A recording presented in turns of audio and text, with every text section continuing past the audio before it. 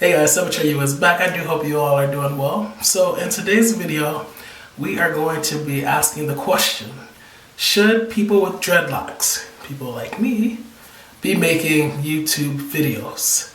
Let's get to it.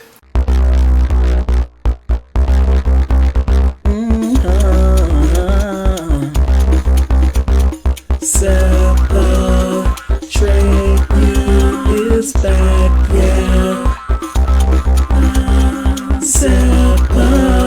Atreyu is back, yeah. Atreyu is back, yeah. Atreyu. Alright, so yes, this is an interesting question, I think. Should people with dreadlocks be making videos? I feel like this is kind of a nested question. I feel like there's a deeper question at the heart of this very question, and that is, should people who have dreadlocks and make YouTube videos give advice in their videos?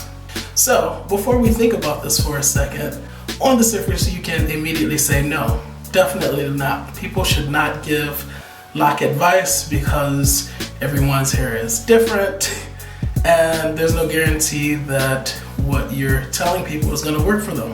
It could actually serve to harm them. So that's the conclusion that a lot of people arrive at immediately, almost instantaneously. No, you should not be given advice. But when you think about it for a second, you arrive at yet another question, which is, why do people who have dreadlocks and make YouTube videos give lock advice in their videos? Why are they giving the advice in the first place? Is it just unsolicited information?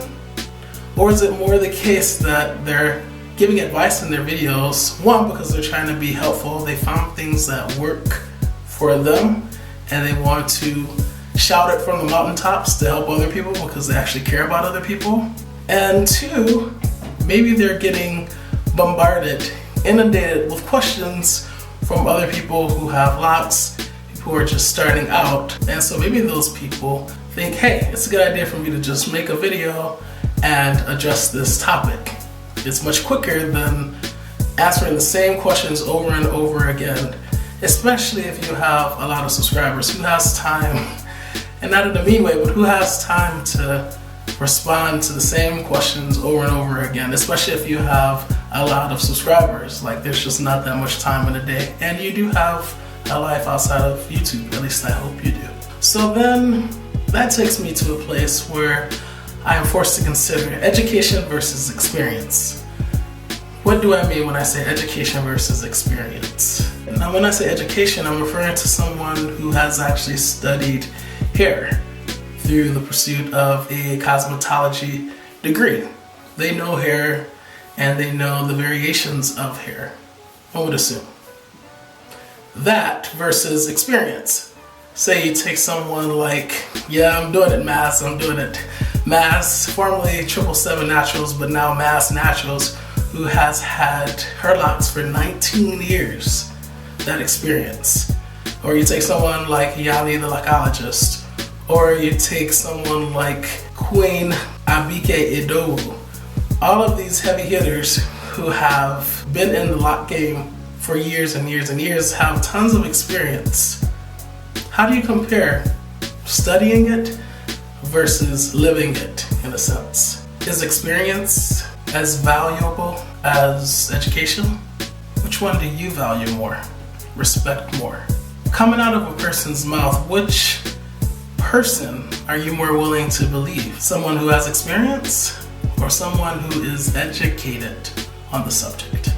And shout out to you, African Hair God. I feel like you're definitely going to be chiming in this video. I can't wait. Now, obviously, education is very important and there is no substitute, right? That goes without saying. However, there is definitely also something to be said about experience. I liken experience to someone who has and still is conducting an experiment. Now, assuming they have healthy locks, their experiment has gone well. It's been a success. And so far, nothing has been able to disprove their methodology that is obviously working for them, as it relates to lock care, of course. The problem comes when YouTube creators and viewers alike neglect to factor in the fact that people are working with different circumstances, namely differences in their hair. So what's the solution? I believe that viewers need to receive the information supplied in videos as mere suggestions, rather than the God's honest truth, the gospel, if you will, the Torah, the Quran. You get my point?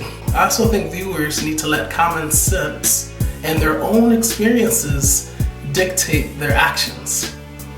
Very interesting that we arrive yet at the word experience again. I guess it is pretty valuable, huh? So if I haven't made it clear, I think that lock videos should definitely continue to be made and put out on YouTube.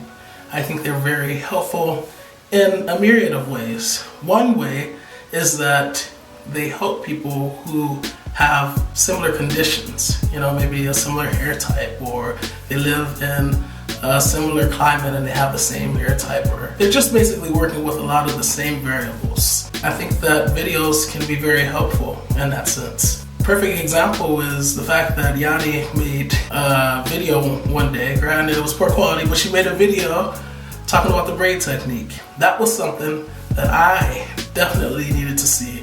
And that is a technique that has definitely helped my locks and allowed my lock quest to go much smoother than it ever did before I learned about it. I think making lock videos also helps to reduce and hopefully one day eliminate the stigma that's associated with locks, with dreadlocks, with dreads, because people who don't have dreads, people who are ignorant, and who have all of these negative preconceived notions about locks and people with dreadlocks can actually see that, hey, it's not necessarily what they thought.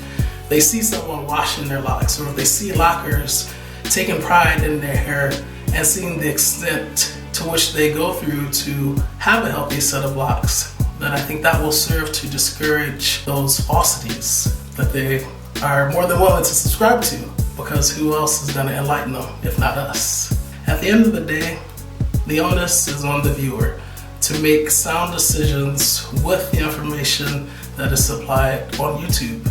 I think it is also their responsibility to do some research that extends past the boundaries of YouTube. But that's just me. So, now that I've given my thoughts on this, I am curious to know what you guys think. Please drop down below in the comment section and let me know, do you think people with locks should be making YouTube videos? Do you think that these people who make these videos, who have locks, should give advice in their videos? Do you think it hurts or harms the other members within the lock community? And also, do you think that making these videos helps people outside of the lock community to better understand our love for locks and to help dispel a lot of the myths? Well, that is it for this video. I've spoken enough. So you guys get to speak in the comment section. As always, please learn to love unconditionally, because loving with conditions conditions the heart to not really love at all. Atreyu is out.